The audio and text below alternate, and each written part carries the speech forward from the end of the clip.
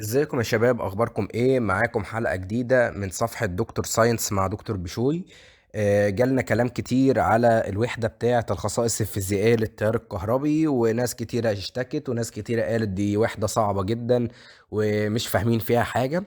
فقررنا ان احنا نعمل فيديو بإذن الله مش هيعدي النص ساعة، بس نص ساعة هنلم لك فيها ال الوحدة ديت او الجزء اللي انت مش فاهمه بتاع شدة التيار وفرق الجهد والكلام ده كله، هنخلص لك فيه الدرس بإذن الله في اقل من نص ساعة، عشان قبل الامتحان كده يا دوبك تسمع الفيديو تبقى انت لميت الايه الباب كله. طيب قبل ما نخش على الخصائص الفيزيائية للتيار الكهربي، لازم نفتكر حاجة. نفتكر ان كل العناصر اللي موجودة حوالينا في الكون بتتكون من نواة بالمنظر اللي قدامنا دوت. ايه يا ترى اللي جوه النواة دوت؟ بيبقى فيه نيوترونات متعادلة زي اللي متلونة باللون الأحمر، وبروتونات موجبة زي اللي متلونة باللون الأورنج، تمام، وإلكترونات سالبة ديت الخضراء اللي هي بتلف بره ديت، تمام. والشاطر فيكم يعرف ان المدار اللي هي بتلف فيه دوت اسمه مستويات طاقة. اسمه ايه؟ مستويات طاقة. فكده الإلكترونات بتلف في مستويات الطاقة ديت. هنفتكر حاجة بسيطة، إن مستويات الطاقة ديت لو خدنا أول ثلاثة مثلا اللي هو K و L و M، كل واحد فيهم بيتملي بعدد معين من الالكترونات، تمام. يعني مثلا الكي بيتملي باتنين، ال بيتملي بتمانية، الام بيتملي بتمانية هو كمان. طيب لما الام يكون فيه الكترون واحد، المستوى كله مشغول على الكترون واحد، فيقوم يقول لك ايه؟ احنا نطرد الواحد دوت ونمشيه عشان نبقى قاعدين في حالة استقرار. النواة دايما او الذرة دايما بتحتاج ايه؟ ان كل مستوى طاقة يكون فيه عدد الالكترونات اللي مكفيه. يعني الكي بيشيل الكترونين بس، يبقى اتنين بس اللي هيقعدوا فيه، ما ينفعش اقعد فيه اكتر من كده او اقل من كده. ال والام كل واحد بيشيل 8، يبقى ما قعدش في الام اكتر من 8 ولا اقل من 8، تمام. فالام قاعد فيه واحد، فنقوم طاردين الواحد دوت. طيب كده احنا فهمنا مستويات الطاقة إيه اللي بيحصل فيها، ان هي دايما بتميل للاستقرار، ودايما ان لو فيها اقل من 4 الكترونات بيطرد بره، وبنطلق على العنصر ده اسم فلز. يبقى العنصر اللي فيه في مستوى الطاقة الخارجي بتاعه اقل من 4 الكترونات وبيطردهم دوت اسمه ايه؟ فلز. طيب تخيلوا معايا كده، لو جبنا من عنصر ما حطينا 4 يعني ذرات زي اللي احنا شايفينهم دول، او 4 انواع زي اللي احنا شايفينهم دول، وحصل ان في قوة، ان القوة اللي بتمسك الالكترونات دي بالنواة، القوة الجذب اللي جوه ديت اتشالت. الالكترونات دي بتلف حوالين النواة عشان في قوة ماسكاها. طب تخيلوا لو القوة ديت اتشالت او حصل انعدام للتجاذب دوت، تمام، الالكترونات ديت هتقع، او الالكترونات ديت هتسيب النواة وتمشي بالمنظر اللي تحت ده. لما بتسيب النواة وتمشي بيبقى اسمها ايه؟ الكترونات حرة. طيب تخيل لو جبنا سلك، تمام، من عنصر معين، العنصر دوت يعني خلينا قوة التجاذب ديت تضعف، تمام، وابتدى يبقى فيه الكترونات حرة كتير عمالة تقع منه. الالكترونات الحرة ديت لما بتتجمع مع بعضيها وتمشي كده بتكون لي حاجة اسمه التيار الكهربي. اسمه ايه؟ التيار الكهربي. يبقى ايه هو التيار الكهربي؟ دوت الالكترونات الحرة ديت اللي ماشية في السلك دوت. يبقى مجموعة من الالكترونات الحرة ماشية مع بعض. طيب عايزين نديله تعريف بقى علمي، بشكل علمي نقول عليه ايه؟ هو التيار الكهربي هو تدفق الشحنات الكهربائية اللي هي الإلكترونات السالبة خلال الموصلات المعدنية اللي هي الأسلاك في الدوائر المغلقة. يبقى تدفق الشحنات الكهربائية اللي هي الإلكترونات السالبة، تدفق يعني جري، أو يعني إيه؟ يعني تدفق يعني إيه؟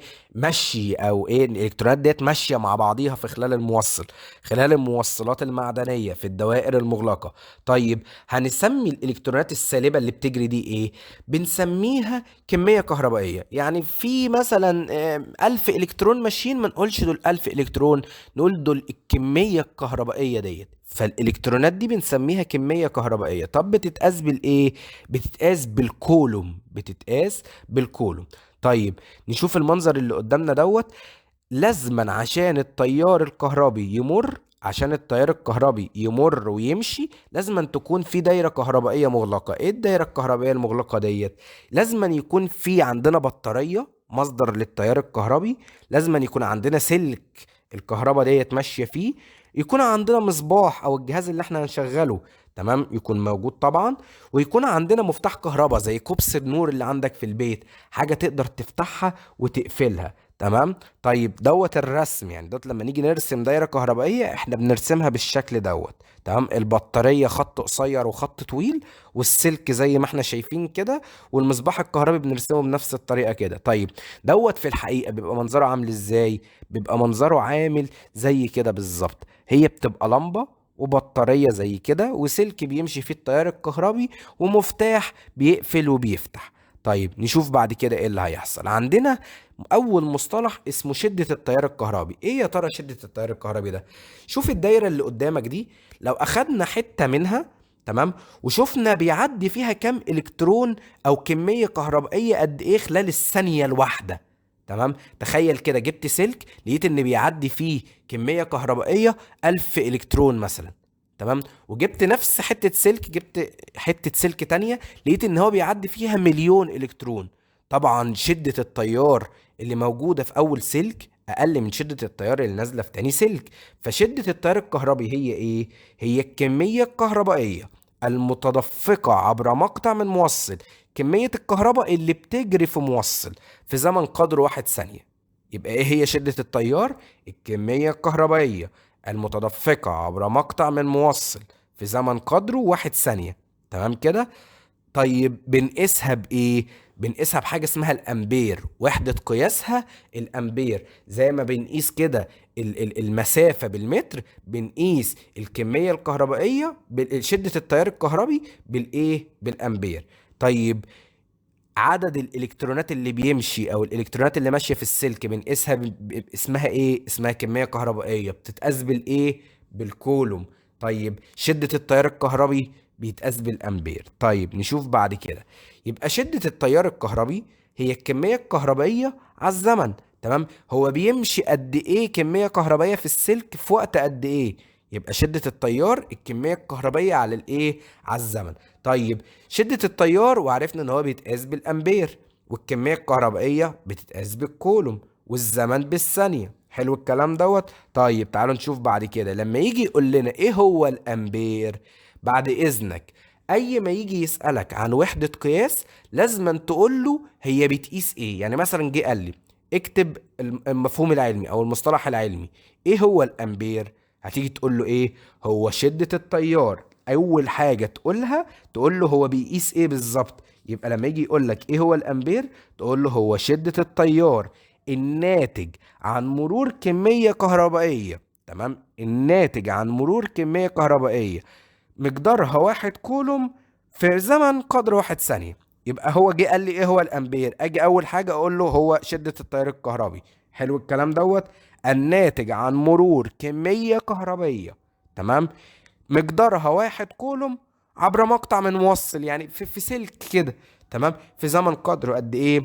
1 ثانية. طيب لما يجي يقول لنا ما معنى قولنا ان شدة التيار المار عبر مقطع من موصل هي 2 من 10 امبير. تمام. او يجي يقول لنا ايه هي كمية، ما معنى قولنا ان كمية الشحنة الكهربائية المارة بموصل خلال 5 ثواني هي 10 امبير. اي ما يسألك عن شدة التيار اول حاجة تحط القانون قدامك. تمام. اول حاجة نعمل ايه؟ نحط القانون قدامنا. فهو بيقول لي شدة التيار المار بموصل 2 من 10 امبير. طالما هو قال لك شدة تيار يبقى عايزك تتكلم عن الكمية الكهربائية والزمن. طب لو قال لك كمية كهربائية والزمن الجزء اللي في الشمال ده، يبقى عايزك تتكلم عن شدة تيار. طيب قال لك شدة التيار المار بموصل 2 من 10 امبير، هو كده كلمك عن اللي في اليمين اهو عن شدة التيار. يبقى انت تقول له ايه؟ تكلمه عن اللي في الشمال اللي هي كمية كهربائية وايه؟ وزمن. طيب نقول له ايه في الحالة ديت؟ نقول له هو كلمنا قال لنا شدة التيار، فانا جاي قايل له ايه؟ اجي بقى قايل له على الكمية الكهربائية، اقول له ايه؟ اقول له اي ان الكمية الكهربائية المتدفقة عبر مقطع من موصل في زمن قدر 1 ثانية هي 2 من 10 كولوم. تمام. ما هي لما يقول لي شدة التيار 2 من 10 امبير، يبقى كأنه بيقول لي ان الكمية الكهربائية هنا، تمام، 2 من 10 كولوم على على زمن 1 ثانية. تمام. فيبقى هو لما يجي يقول لي شدة التيار 2 من 10 امبير، اقول له اي ان الكمية الكهربائية المتدفقة عبر مقطع من موصل خلال زمن قدر 1 ثانية هي 2 من 10 كولوم. طيب جه قال لي ما معنى قولنا ان كمية الشحنة الكهربائية المرة بموصل خلال 5 ثواني هي 10 امبير؟ هو اداني الكمية الكهربائية واداني الزمن. قال لي ان الكمية الكهربائية 10 كولوم، وقال لي ان الزمن 5 ثواني. اقوم قاسم ال10 على ال5 هتديني 2 امبير، فاقول له اي ده الكلام ده معناه ان شدة التيار 2 امبير. هو اداني كمية كهربائية وزمن، رحت قاسم الكمية الكهربائية اللي هي 10 كولوم على الزمن اللي هو 5 ثواني، طلعت له ان هو بكام؟ ب2 امبير. تمام كده يا رجاله، مش عايزكم تسرحوا مني ولا تتوهوا مني. طيب بعد كده اول مثلث معانا بيقول لنا ان شدة التيار هو بيساوي الكمية الكهربية على الزمن. طيب اي علاقة رياضية عندنا لازما بيكون فيها علاقة طردية وعلاقة عكسية. يعني ايه العلاقة الطردية؟ يعني الاتنين يزيدوا مع بعض. طب العلاقة العكسية هي ان واحد يزيد والتاني يقل. يبقى العلاقة الطردية الاتنين يزيدوا مع بعض ويقلوا مع بعض. طيب العلاقة العكسية واحد يزيد وواحد يقل. طيب في المنظر اللي قدامنا دوت او في العلاقة الرياضية اللي قدامنا، شدة التيار تتناسب طرديا مع الكمية الكهربائية. يبقى لما الكمية الكهربائية تكون عالية وتكون شديدة، تمام، شدة التيار تكون شديدة برضو وتكتر. طيب الكلام دوت افتكره ازاي يا دكتور بشوي؟ اقول لك تفتكره ازاي. عارف اللعبة اللي بتبقى موجودة عندك، مثلا اي لعبة عندك شغالة بحجارة وبسلك والكلام دوت، تعالى امسك السلك بتاعها هتلاقي ان انت ما اتكهربتش ولا حاجة، عشان الكمية الكهربية قليلة فشدة التيار قليلة. لكن لو جيت على سلك، اوعى تعمل كده طبعا انا بهزر معاك، لكن لو جيت على سلك من اللي جاي على باب الشقة او جاي من في الحيطة دوت ورحت مسكته، ده جاي فيه كمية كهربية شديدة جدا، فدوت شدة التيار بتاعته عالية جدا، فاول ما هتلمسه يعني مش هقول لك بقى تعمل ايه، يعني ساعتها هتكون فوق في السماء. تمام كده. بس فيبقى شدة التيار والكمية الكهربائية، تمام، الاتنين طردي مع بعض، علاقة طردية مع بعض، يعني الكمية الكهربائية تزيد شدة التيار يزيد. تمام. بس الكلام دوت مع ثبوت الزمن. يعني ايه؟ يعني ثبتنا الزمن، هنثبت الزمن اهو. تمام. الكمية الكهربائية زادت شدة التيار تزيد، زودنا قللنا الكمية الكهربائية شدة التيار تقل. تمام كده. طيب ما بين شدة التيار والزمن علاقة عكسية. لما نثبت الكمية الكهربائية يبقى العلاقة الطردية او العكسية بنثبت واحد ونشتغل على الاتنين التانيين. يعني ايه يا دكتور بشوي؟ يعني احنا ثبتنا الكمية الكهربائية هنا. تمام. فيبقى الزمن لما يقل شدة التيار تزيد، يبقى لما نثبت الكمية الكهربائية والزمن يقل شدة التيار ايه؟ تزيد. طيب نخش على الحته اللي بعد كده. الجهاز اللي بيقيس شدة التيار الكهربي اسمه اميتر. اسمه ايه؟ اميتر. الاميتر هو اللي بيقيس ايه؟ شدة التيار الكهربي. طيب زي ما انتم شايفين في زرارين او في طرفين، طرف احمر وطرف ايه؟ اسود. لما نيجي نوصل الدايرة الكهربائية بالاميتر دوت عشان يقيس لنا شدة التيار، بنقيس ازاي؟ بنوصل الجزء السالب او السلك السالب بالايه؟ بالزرار الاسود دوت. طيب والقطب او الطرف الموجب بنوصله بالايه؟ بالجزء الاحمر دوت. طيب مش مشكله، نخش على اللي بعد كده. دي الدايره الكهربائيه عاديه. اهم حاجه في الدايره الكهربائيه، تمام، ان الجزء السالب من البطاريه دوت بقى حته السالب والموجب اللي بتكلم عليها، ان الجزء السالب في البطاريه يكون متوصل بالجزء السالب في الاميتر. الجزء السالب في البطارية يكون متوصل بالجزء السالب فين؟ في الاميتر. ولو رجعنا للصورة اللي فاتت، تمام، الجزء السالب بيتوصل بالاسود والجزء الموجب بيتوصل بالايه؟ بالاحمر. طيب نخش على حتة بعد كده. تخيل لو في جركنين زي اللي قدامك دول، تمام، كل جركن منهم بيشيل 50 لتر. كل جركن منهم بيشيل 50 لتر، وواحد كان مليان على الاخر وواحد كان فاضي خالص. انت عرفت منين ان دوت مليان ودوت فاضي؟ شلت دوت لقيته فاضي وشلت ده لقيته ايه؟ لقيته مليان. تمام. رحت موصلهم بالمنظر دوت على بعض.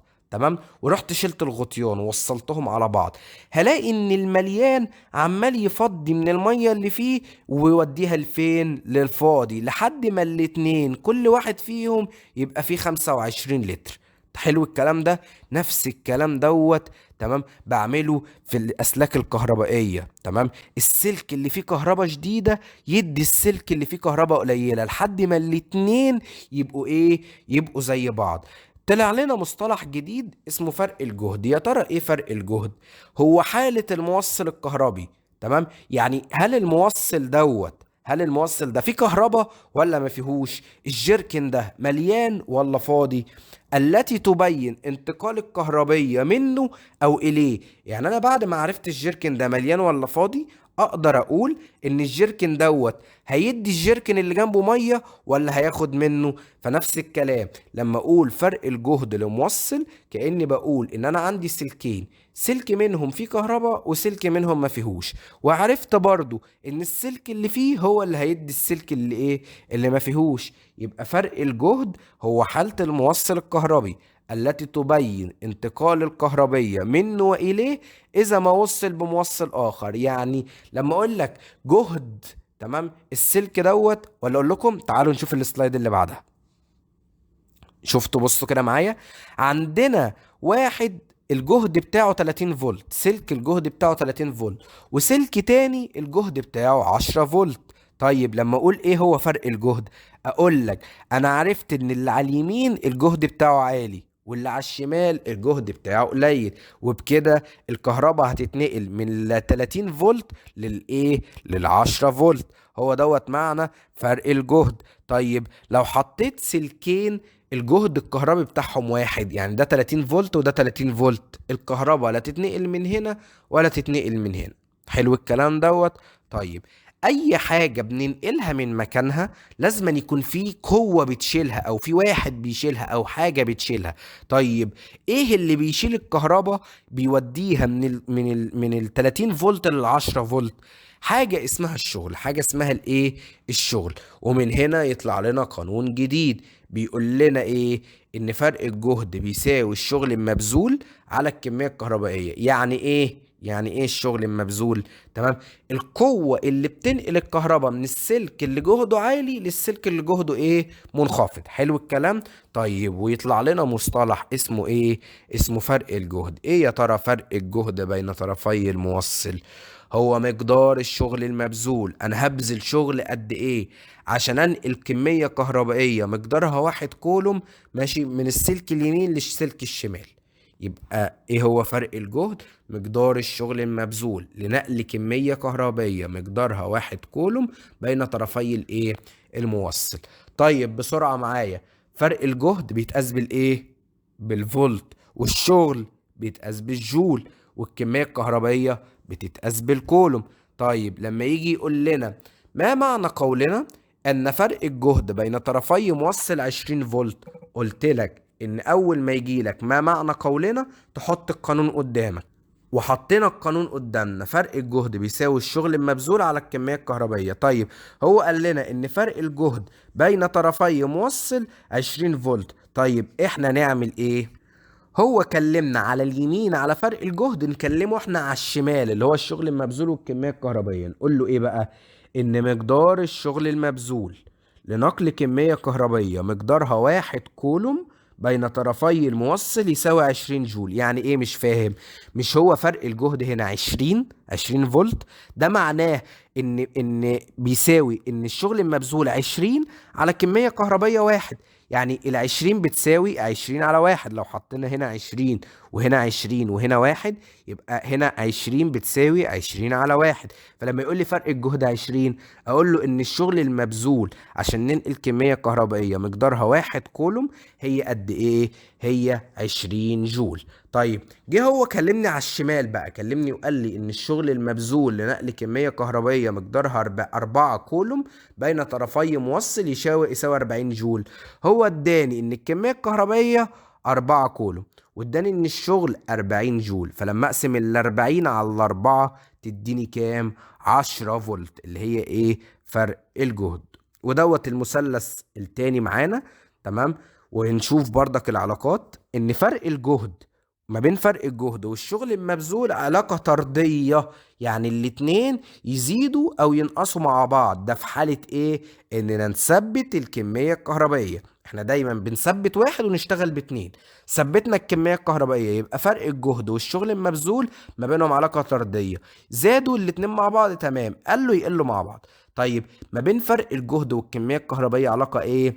عكسية. علاقة ايه؟ عكسية. يعني فرق الجهد يزيد الكمية الكهربائية تقل، الكمية الكهربائية تقل فرق الجهد ايه؟ يزيد. طيب دوت منظر الدايرة الكهربائية بتاعتنا. تمام. بنحط الفولتميتر، نسيت اقول لكم ان فرق الجهد بيتقاس بالايه؟ بالفولتميتر. فرق الجهد بيتقاس بالايه؟ بالفولتميتر. حطيت الفولتميتر بالمنظر اللي قدامنا دوت على التوازي مع المصباح عشان اقيس فرق الجهد الايه؟ اللي حوالين المصباح. طيب لو حطيته جنب البطارية، على جنبين البطارية بالمنظر اللي قدامنا ده، لو حطيته كده انا بقيس القوة الدافعة بتاعت الكهربائية بتاعت البطارية ديت. يعني البطارية ديت هتطلع لي كهرباء قد ايه؟ فرق الجهد ما بين الطرفين بتاعها قد ايه؟ تمام. فانا بشوف فرق الجهد اللي ما بين يمين البطارية وشمال البطارية عشان اقول لك فرق الجهد بتاع البطارية دوت كذا. اقول لك الجهد او القوه الدافعه الكهربائيه بتاعه البطاريه ديت كذا. تمام. فانت تشوف بقى هل البطاريه ديت هينفع تشغل لمبه، هينفع تشغل لعبه، هينفع تشغل ايه بالظبط. فاحنا بنقيس الجهد الكهربي او القوه الدافعه الكهربائيه بتاعه الايه؟ البطاريه دهيت. طيب يجي يقول لي ايه هي، لما يجي يقول لي ايه هي القوه الدافعه الكهربائيه المصدر كهربي، تقول له فرق الجهد بين قطبي المصدر الكهربي. يعني لو قال لك ايه هي القوة الدافعة الكهربائية بتاعت البطارية ديت، تقول له ده فرق الجهد بين قطبي البطارية ديت في الدائرة الكهربائية المفتوحة. ليه في الدائرة الكهربائية المفتوحة؟ شايفين المنظر اللي قدامنا ده؟ الإلكترونات خرجت من الجزء السالب. تمام. طيب الإلكترونات قلنا إن هي ما تمشيش غير لما الدايرة تكون مغلقة. طيب الإلكترونات جت تمشي كده، لقت ان المفتاح هنا مفتوح، فقالت خلاص يبقى احنا مش هنمشي في اللي بره ده. طب نمشي فين؟ نمشي في اللي جوه. بص لو مشيت كده ونزلت تحت كده، دخلت الفولتميتر، طلعت دخلت على الجزء الموجب. تمشي عشان الدايره هنا ايه؟ الدايره هنا مقفوله. وجه هنا سألني سؤال: ما معنى قولنا أن القوة الدافعة لبطارية 12 فولت؟ زي ما قلت لك تقول له أي أن فرق الجهد بين قطبي البطارية ديت في الدايرة المفتوحة 12 فولت، وبس على كده. حلو الكلام. كده احنا خرجنا بقانونين لحد دلوقتي. ايه هما؟ شدة التيار بيساوي الكمية الكهربية على الزمن، وفرق الجهد بيساوي الشغل المبذول على الايه؟ على الكمية الكهربائية. طيب القانونين دولت لازم تكون حافظهم كويس جدا. واول ما تخش انصحك ان انت اول ما تخش الامتحان تيجي كاتب القانونين دول في ظهر الورقة بتاعة الامتحان عشان ما تنساهمش، عشان دولت اللي هتبتدي ايه؟ تحل عليهم اي حاجة جاية في الجزء دوت. طيب ايه هي بقى المقاومة؟ شايفين توم واقف عامل ازاي؟ هو بيقلل سرعة التيار دوت وبيقلل قوته. يبقى ايه هي المقاومة الكهربائية؟ المقاومة هي عاملة زي توم ديت. إيه المقاومة؟ الممانعة التي يلقاها التيار الكهربي أثناء سريانه في الموصل. تمام. الممانعة التي يلقاها التيار الكهربي أثناء سريانه فين؟ في موصل. طيب عندنا نوعين من المقاومة: مقاومة ثابتة وديت احنا عارفينها هي قد ايه يعني ايه ما بتتغيرش، ومقاومة متغيرة. حلو الكلام دوت. طيب عندنا التليفونات بتاعتنا دايما بيكون فيها مقاومة ثابتة. ليه مقاومة ثابتة؟ احنا بنشغل الفيشة بتاعتنا، التيار اللي جاي لنا من بره او جاي لنا من الحيطة دوت بيبقى دايما 220 فولت. طيب امال احنا بنستخدم الشواحن بتاعتنا دي بتشتغل عند ايه؟ الشواحن بتاعتنا يا صديقي اخرها تشتغل عند يا اما من 110 ل 120 فولت. ايه ده؟ يعني اللي جاي من بره 220 فولت وانا بيشتغل من 110 فولت؟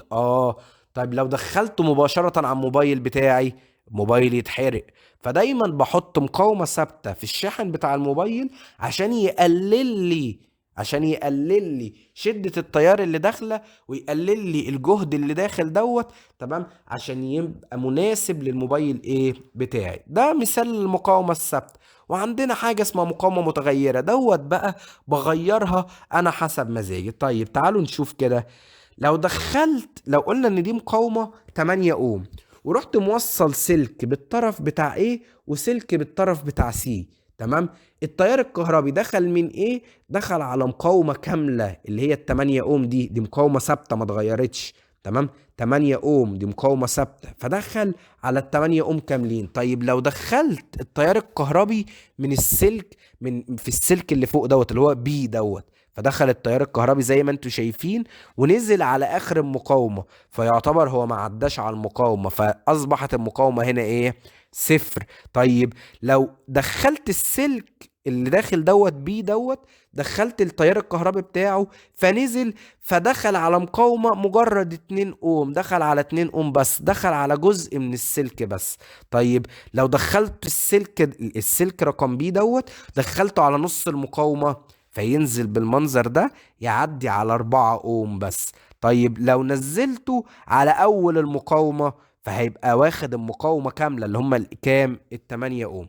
طيب من هنا نقدر نقول ان كل ما السلك طوله يطول او يبقى طوله زيادة، كل ما المقاومة اللي فيه تبقى ايه؟ تبقى اكبر. جالنا منها فكرة الريوستات المنزلق. فكرة الايه؟ الريوستات المنزلق. ايه الريوستات المنزلق دوت؟ هو نفس المنظر اللي قدامنا دوت، هي مقاومة ثابتة محطوطة، تمام؟ وفي سلك من فوق بقدر احركه، يا اما اجيبه في نص المقاومة فيخش فالتيار يدخل على نص المقاومة بس، او اجيبه على اول المقاومة، تمام؟ فالتيار ياخد المقاومة كاملة، وهكذا. حلو الكلام. طيب طلع لنا مين؟ طلع لنا عمنا اوم، واحد اسمه جورج سيمون اوم. عمل ايه؟ اوم دوت عمل قانون وسماه باسمه، سماه قانون اوم. يا ترى ايه قانون اوم؟ القانون بيقول تتناسب شدة التيار المار في موصل طرديا مع فرق الجهد بين طرفي الموصل عند ثبوت درجة الحرارة. يعني ايه؟ يعني شدة التيار لو زايدة، الجهد الكهربي يزيد برضه، فرق الجهد يزيد، تمام؟ طب دوت نلاقيه منين؟ نلاقيه، خلي بالك وانت ماشي في الشارع بتلاقي مكتوب كده يافطة مكتوب عليها ايه؟ احذر اسلاك ذات جهد عالي. يعني ايه ذات فرق جهد عالي؟ يعني التيار اللي بيمر فيه شدته قوية جدا. طيب ومن هنا يطلع لنا قانون المقاومة. ايه قانون المقاومة؟ المقاومة بتساوي فرق الجهد على شدة التيار. طيب ده القانون اللي هنحفظه. ايه بقى تعريف المقاومة؟ هي النسبة بين فرق الجهد بين طرفي الموصل وشدة التيار، تمام؟ يبقى ايه هي المقاومة الكهربائية؟ هي النسبة بين فرق الجهد بين طرفي الموصل وايه؟ وشدة التيار. طبعا المقاومة بتتقاس بالأوم، فرق الجهد بيتقاس بالفولت، شدة التيار تتقاس بالايه؟ بالأمبير. والجدول اللي قدامنا دوت هو يوضح لنا الكلام ده. شدة التيار وحدة قياسه أمبير، يتقاس بايه؟ بالاميتر، بجهاز اسمه اميتر. طب فرق الجهد، تمام، وحدة قياسه الفولت، طب يتقاس بجهاز اسمه ايه؟ فولت ميتر. طب المقاومة وحدة قياسها الاوم، 8 اوم، 10 اوم، 15 اوم، طيب تتقاس بجهاز اسمه ايه؟ اسمه الاوميتر. حلو الكلام ده. طيب التعريفات، مشكلة التعريفات. لما يجي يقول لي ايه هو الاوم، بعد اذنك لما يجيب لك اي تعريف قول له اول كلمة هو بيعمل ايه. يعني اول ما يجيب لك يقول لك ايه هو تعريف الاوم، اول كلمة تكتبها له تقول له هي مقاومة موصل كهربائي. الاوم بيقيس المقاومة، فلما يجي يقول لك ايه هو الاوم تقول له هي مقاومة موصل كهربي، تمام؟ وهتبتدي بقى تكلمه على الجزء اللي في الشمال، تقول له ايه؟ يمر خلاله تيار شدته 1 امبير عندما يكون فرق الجهد 1 فولت. يبقى ايه هو الاوم؟ مقاومة موصل كهربي يمر خلاله تيار شدته 1 امبير عندما يكون فرق الجهد 1 فولت. طيب جه قال لنا دلوقتي ايه هو الفولت؟ تقول له هو بيعمل ايه؟ اول حاجة الفولت فرق الجهد بين طرفي موصل، مقاومة الموصل ده 1 اوم، ويمر خلاله تيار شدته 1 امبير. طيب يعني انا بعمل ايه دلوقتي؟ هو بيجيب لي مثلا يقول لي ايه هو الفولت، عايزني اكلمه عن الاوم والامبير، تمام؟ جايب لي الاوم يبقى عايزني اكلمه عن الفولت والامبير. حلو الكلام ده. طيب يجي يقول لي ايه هو الامبير، اقول له الامبير ده بيقيس شدة تيار كهربي. يبقى اول حاجة شدة التيار الكهربي. ايه هو الامبير؟ شدة التيار الكهربي. المار في موصل مقاومته 1 اوم وفرق الجهد بين طرفيه 1 فولت. حلو الكلام. طيب دولت الثلاث قوانين اللي انت هتستخدمهم في الوحدة بتاعة الفيزيائية ديت بتاعة التيار الكهربي. بعد اذنك لو مش حافظهم وقف دلوقتي واحفظهم. وقف دلوقتي وايه واحفظهم، واول ما تخش الامتحان اكتبهم في اخر ورقة عشان تفضل باستمرار ترجع لهم. عشان ايه؟ دولت اللي هيحلوا لك كل المسائل وهيحلوا لك كل حاجة فين؟ في الوحدة بتاعة الفيزيائية ديت. طيب ودوت المثلثات بتاعتنا، الناس اللي بتحب تشتغل بالمثلثات. تمام. كده نكون خلصنا الحلقة بتاعت النهاردة الحمد لله. يا دوبك كملنا النص ساعة بالظبط، بس لمينا فيها الدرس دوت بكل المشاكل بتاعته. لو في حاجة واقفة قدامكم كلموني وابعتولي، يعني سواء على الواتس او اكتبولي في الكومنتات هنا. وما تنسوش اللايك والسبسكرايب كده عشان ايه؟ نبتدي نسخن ونبتدي ننزل حاجات تانية اكتر قبل الامتحانات. كان معكم دكتور بشوي من صفحة دكتور ساينس.